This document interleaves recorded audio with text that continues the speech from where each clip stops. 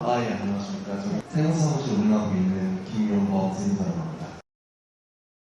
세금계산서를 받아서 두 번째 현금연수, 세 번째는 신용카드 사용하죠. 네 번째는 면세계산서, 부가세가 붙어있는 면세냐, 빠져있는 면세냐. 이를 오해할 거면 사기보험을 가입시키는 게 좋고, 단편적으로 일하실 분들은 프리랜서로 진행하는 것도 단순히 세금만 낼 것이냐, 세금 외에 다른 행위를 할 것이냐에 따라 좀 달라질 수 있다. 촬영 유지비에 대해서는 전액 다 비용 처리가 돼요. 물론 선정된 날로부터 5년 동안 또 최소 50%에서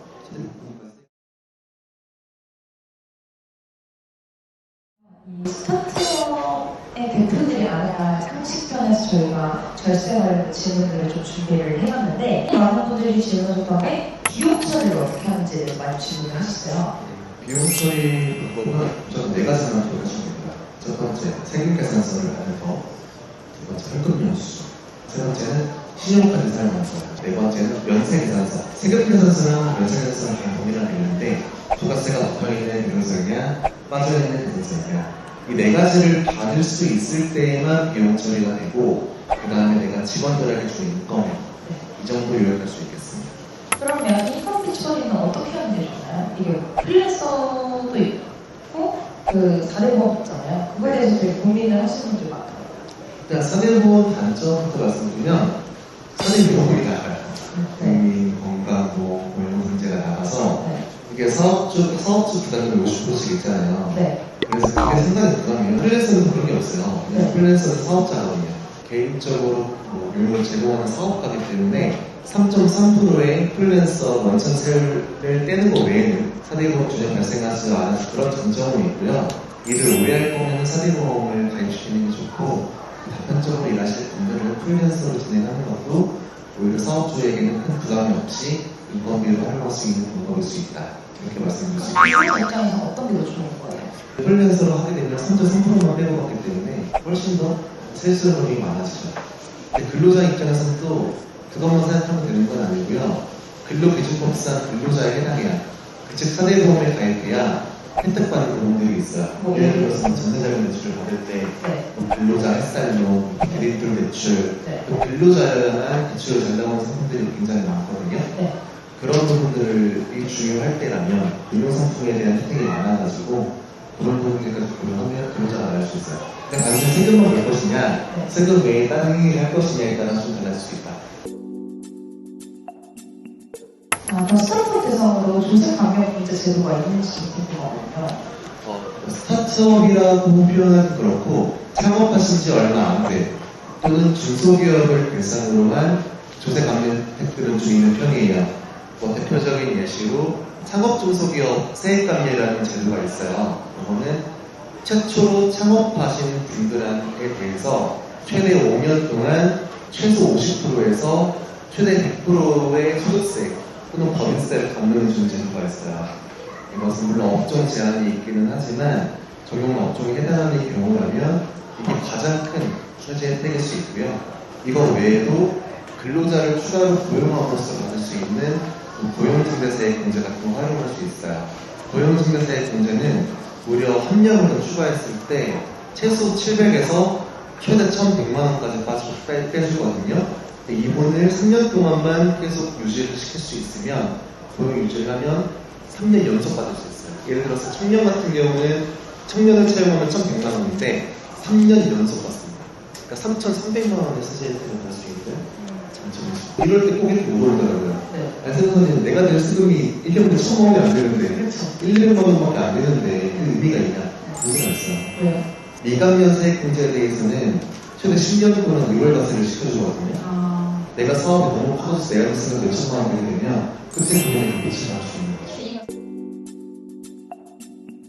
차량 구입 등 관련 지출 비용 처리를 할 수 있다고 들었거든요. 차량 유지비에 대해서는 전액 다 비용 처리가 돼요. 물론 복식후기 의무자 그리고 법인 사업자, 법인의 경우에는 한도가 있기는 합니다만은 한도 내에서는 긴급 처리가 가능한 부분이 있어서 다만 매입보다는 리스나 렌트하는 게 조금 더 세제 혜택을 줄 수 있어요. 매입하는 경우는 생각보다 세제 효과가 크지 않거든요. 대신 리스나 렌트 같은 경우 매달 돈이 나가잖아요. 그 금액에 대해서는 한도가 있긴 하지만 다 비용 처리를 받을 수 있는 장점이 있어요. 만약에 중고차를 사면요?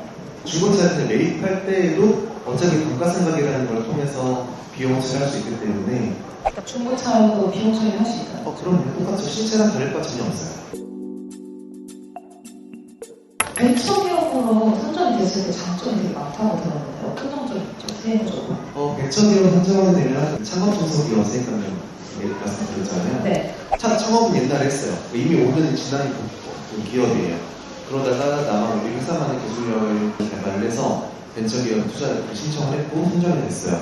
그러면 창업중소기업 세액감면의 세부 요건 중에 또 벤처기업에 해당하면 그때부터 또 5년 동안 감면해주는 제도가 있거든요. 즉 벤처기업을 선정하게 되면 선정된 날로부터 5년 동안 또 최소 50%에서 최대 100%까지 연구개발비로 세액공제가 가능한 부분을 간단하게만 좀 설명을 해주실 수 있을까요? 연구개발비에 대한 세액공제는 연구개발 목적으로 직접 사용된 비용 또는 연구개발을 위한 핵심 인력들이 있어요. 인건비에 대한 세액공제를 최소 10%에서 20% 정도까지 받을 수 있는 그런 혜택이 있습니다. 그럼 적대비 같은 거는 어디까지 좀 요인이 돼요? 적대비는 한도가 일단 있는데 중소기업이냐 비중소기업이냐에 따라 달라요. 중소기업은 일단 기본 한도가 3,600만 원이에요. 여기에 매출액에 비례해서 조금 더 추가로 부는 부분이 있고요. 그 다음에 중소기업이 아니라 대기업이나 중견기업 같은 경우는 한도가 3,600만 원에서 1,200만 원으로 줄죠. 대출 이자도 저는 비용 처리가 되나요? 맞아요. 대출이자는 원칙상 전액 되는데 업무와 무관하게 사용하는 자산들이 있거나 가질금은 업무 무관 자산으로 보기 때문에 그거에 해당하는 부분만큼은 또 비용 처리가 안 될 수 있긴 한데 근데 기본적으로는 적어도 된다 이렇게 생각하시면 한도는 없다. 대출 이자는요? 네, 한도는 없어요. 국가로부터 받은 보조금은 어떻게 처리가 돼요? 특정 보조금들은 국가에서 이건 세금으로 부과하지 않겠다.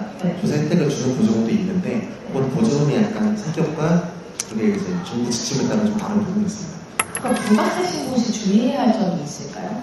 아까 말씀드렸던 그 적격 증빙, 세금계산서부터 현금병수 영수증이랑 다 설정을 받아놓는 거. 안 받은 상태에서 비용 지출하면 절대 인정 못했습니다. 부가세 매우 깐깐하기 때문에. 가족을 신고를 해도 되나요? 그럼요, 되죠. 가족 기업도 많잖아요. 뭐 비용 처리가 어디까지만 된다거나. 한도 없어요. 한도는 없는데 대신에 급여를 안 주고 명목상으로 올려놓고 비용 처리하려고 하는 행위들은 세무조사에 타겟이 될 수 있기 때문에 그런 거 조심해야 되고 세법상 직계 조기속이라고 하는데요. 직원으로 등재시키면 원칙상 근로기준법상의 근로자에 해당하지 않게 되거든요. 그런 조금 리스크, 좀 불이익은 있지만 그 외에는 뭐 비용 처리하거나 뭐 하는 데 있어서 한도라든지 혜택의 사항은 없다. 프리랜서로 사업자 등록을 하면 좋나요? 필요는 없어요. 실익은 없고 다만 실익이 있는 경우 한 가지가 있어요. 스트리머나 유튜버 그런 분들은 사업자 등록을 하면 미디어 창작 서비스업에 해당하는 거거든요. 유튜버나 스트리머들은 사업자 등록을 꼭 하는 걸 권장드리고요. 그 외에 프리랜서들은 뭐 사업자 등록을 꼭 굳이 할 필요까지는 없죠. 마지막 질문으로 세무 기장을 맡기는 게 꼭 맡겨야 하는지 아니면 세금 신고 처리만 신고해도 무방한지가 좀 궁금합니다. 일정 매출액에 도달하기 전까지는 꼭 기장 서비스를 받을 필요는 없어요. 네. 근데 복지법 의무자에 해당하게 되면 그때는 꼭 세무 기장이 필수적으로 된다 보시면 되고요. 반대로 그 기준에 미달했을 때에는 꼭 굳이 세무 기장 받아서 할 필요는 없고 이제 세무 신고 기간, 부가세라든지 소득세 이럴 시즌 때만 맡겨도 무방은 하죠. 물론 인건비가 있을 때는 반드시 받을 필요가 있어요. 왜냐면 일반 대표님들은 인건비에 대해서 세금 신고나 사대보험 득실 또는 취득이나 상실 신고에 대한 부분에 대한 적용하기가 어렵기 때문에 그럴 때는 세무사님 도움을 받으면 좋고요. 물론 법인은 반드시 받아야 됩니다. 통장을 기반으로 한 정부기장이 의무화 되기 때문에 법인은 필수고 개인들은 매출과 인건비 제출 여부에 따라서. 잘 들었습니다. 그럼 저희가 또 다음 콘텐츠에서 또 궁금한 거를 질문해 보도록 하겠습니다. 네, 감사합니다. 네, 감사합니다.